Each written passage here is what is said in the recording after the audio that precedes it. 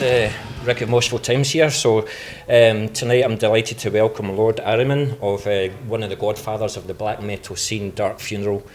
So welcome to Scotland. It's been a 6, 7, 8 week long tour. So I'm going to ask you the question that you hate being asked first of all. What does your band name mean? No, how's the tour been so far? The tour has been absolutely amazing. But I think we all, now I'm talking for all the bands, feel like 7 weeks is a little bit too much. Yeah. I think there's only, another 5, 6 shows after this? Shows? No, I think we got 3 more shows. 3 more shows? 3 more shows, so we're in the very end, but I mean, normally I don't mind being on tour for long periods, but this tour was like, I had a hernia surgery right before, right, okay. So I had 3.5 weeks until I went on tour, and I realize now that was a little bit early to go on tour after surgery. Right, so you're still able to give 100%, or you've got to be a wee bit reserved? No, I feel like all right, but I had to take it very easy on this tour. Yeah. Because when I moved, it started to hurt, and yeah, we're not young chicks, young guys anymore, eh? We're not young anymore. No, but you need more than 3.5 weeks until to heal after a stomach surgery. Yeah. So yeah. So that's been like the only issue that's been bothering me, that I can't give all that I want. I mean, I give. Yeah. We play really well, and we do give a good show for the crowd, but when you feel like you can't really give that extra that you always do when you feel perfectly fine. Yeah. Now I got to hold back because of the surgery, and that kind of bothers me a little bit. Well, you'll just have to come back very quickly when you're healed then, fully 100%. But yeah, first of all, I do have to say congratulations on 30 years as a band. When you started out, I'm not going to give your age away or anything like that, but when you started out 30 years ago, did you foresee yourself being at this stage in 30 years' time? No, of course not. I mean, I didn't even have plans to go on tour or something like that. So was it initially just going to be a recording project and just? Yeah, and then everything just happened so quick there in the early couple of years. Yeah. And you just were thrown into this right away. And the black metal scene, way at the beginning, it was more underground, and they'll never do mainstream, they'll never do interviews and stuff like that, they'll never do shows and things, but you're doing world tours. Yeah, but we start touring quite early. I mean, looking on other black metal bands at that time. But that was like, as I said, we were just thrown into this kind of circus right away, and we just went with it and didn't think much more about it, and 30 years later I'm still here. So 30 years, have you got something special planned? I don't know if you're thinking of doing a MTV Unplugged and doing an acoustic set with Dark Funeral or something. That's never going to happen. Yeah, all keyboards. But have you got are you going to release a massive box set or things like that? I know that we talked with Central Media about doing some special stuff. And there will be we have some special releases in plans, but I don't know exactly when they're going to happen. Yeah. Well, we're just as soon as I have more info and I can reveal more, we're going to announce it, of course. But there's plans for some special stuff. Yeah, looking forward to that. But it's also pleasing to see bills like where there's different genres, they can play to different audiences and win new fans. I mean, before COVID, for example, Behemoth were supporting Slipknot.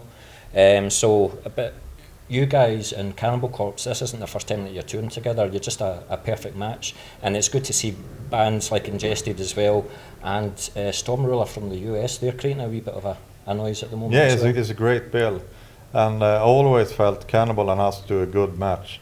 We was a good match back in the day, and we're an even better match nowadays. Yeah. I just knew it was going to be great, and we've known each other for over 25 years. So. But what's also amazing to see is like since the end of COVID and bands can go on tour again, every band in the Runkle are now touring live. So people with money being tight for everybody at the moment, they have to kind of pick and choose as to who they're going to see. But there's been plenty of sold out shows on this tour. So It's been absolutely amazing, absolutely amazing. So how are you going to choose like your set list? You've got a good number of albums at the moment, but are you going to like? Is it going to be like a set full of classics, or is it going to be like 5 or 6 songs from? On this tour, we've been changing the set list every week. We have like one set list, but then here's the deal: we have a headline tour after this in the US, in Canada. Yeah. So it's going to be 20 minutes more on stage. Yeah. And so we kind of bring in one new song every week to practice, you know, to get ready for the US set. Yeah. Also, and there's lots of songs that we never played. Yesterday was the first time we played Nosferatu. Yes. And we decided to play that song 10 minutes before we went on stage. Okay, we open with it tonight. We're like, okay, let's see how it goes. But I think we've been practicing it on sound check. Yeah. And I haven't really felt comfortable. But I told the guys afterward, I was like, I haven't played this song good like on actual stage time on any of the sound check when we've been rehearsing. Yeah. That's why I was kind of skeptical. Maybe I needed a little bit more rehearsal, but then on the stage it's like went really good. So is it pretty much an open discussion, or is it kind of like, do you know, I feel like playing Nightfall tonight? Well, we have a list of, I can't remember. Well, some of the sound check we like just thrown in a song like, okay, let's see if we still remember this song, and songs that we haven't even planned for the US. But that means like we have more songs to choose, so we can change the set list as we wish. Yeah, which is absolutely. good. Yeah. And now on this tour, as I said, we've been practicing songs on the sound check, so we are ready for a longer set, and also songs that we haven't really planned. So we have more songs ready to play live, so we can change even more than what we had planned from the beginning. Yeah. Thank you. So I've seen some reviews on this tour, and I guess they looked on the set list and like, this is the song. And I'm like, no, we didn't play any of those songs because we decided 50 minutes before stage time we're going to change this and that song. So, well, you can do whatever the hell you like, can you? But talking about writing songs, We Are the Apocalypse, it was recorded in August 2021, so you're looking between 18 months and 2 years now. So would it be fair to say that you've got new material ready, and are you always going to look at releasing another album, or are you looking to release an EP as a stopgap? Or I had some plans for an EP, and we'll see if that's going to happen. I've started writing some stuff in my home studio at home, but no songs or anything ready. I got ideas and I got a couple of songs I start writing on, but now we are touring. I mean, we're touring like fucking maniacs, and we'll see when I have time to sit down again in my home studio. Yeah, because you tour constantly for like 2 or 3 years at a time, so there is going to be like large gaps in between your albums. But yeah, quicker. Yeah, I wish I could, but now it seems like we're touring more than we have done in a long, long time. We start touring in November, and now it's, what is it, April? Yeah. And we're going to be touring to June, and then we're going to go on festivals. Yeah. So I haven't been home much, so there haven't been any time for me to even think of new material. But you pretty much play all over the world, South America as well, and US and all the rest of it. Is there any part of the world that you haven't played, a country that you haven't played that you want to play? Is there? You've probably played them all, to be fair. Well, there's a few countries which will be cool. We've never been to India, I think.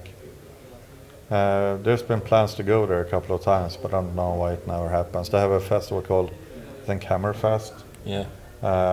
And they have offered us several times, but then it never been fully confirmed. So I don't know what they are doing, but...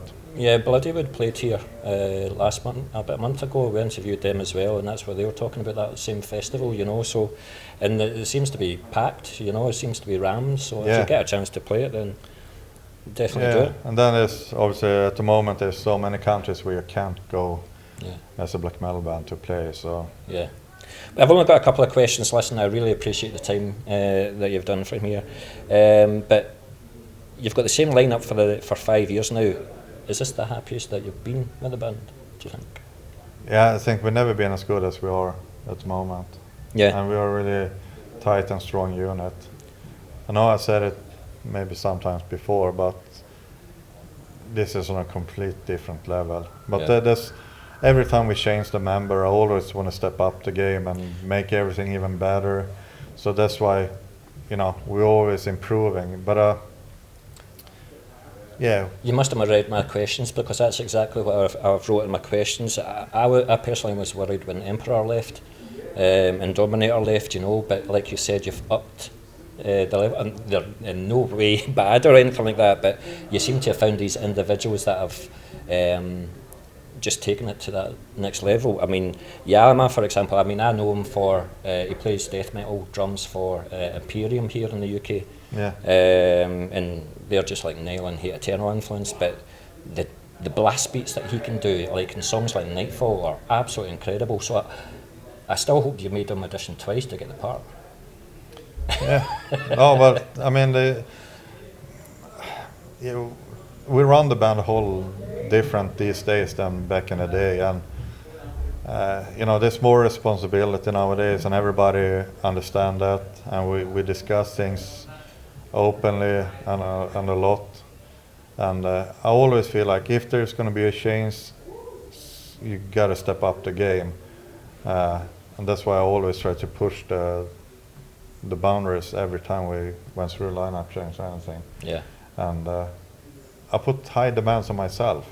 I always want to challenge myself and do everything much better, all the time. And that comes with choosing the band members too.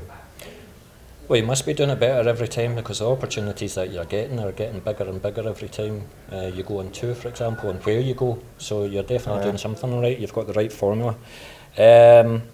But listen, I play you often on my radio show, Moshville Radio, and I was honoured when a couple of my posts have been liked by Dark Funeral, so thank you very much for that. So I will continue to support Dark Funeral on Moshville Radio and through Moshville Times, and it's been an absolute pleasure and honour to meet you, Lord Ahriman. Thank you, man. Okay, thank you. Yes. You're a gentleman.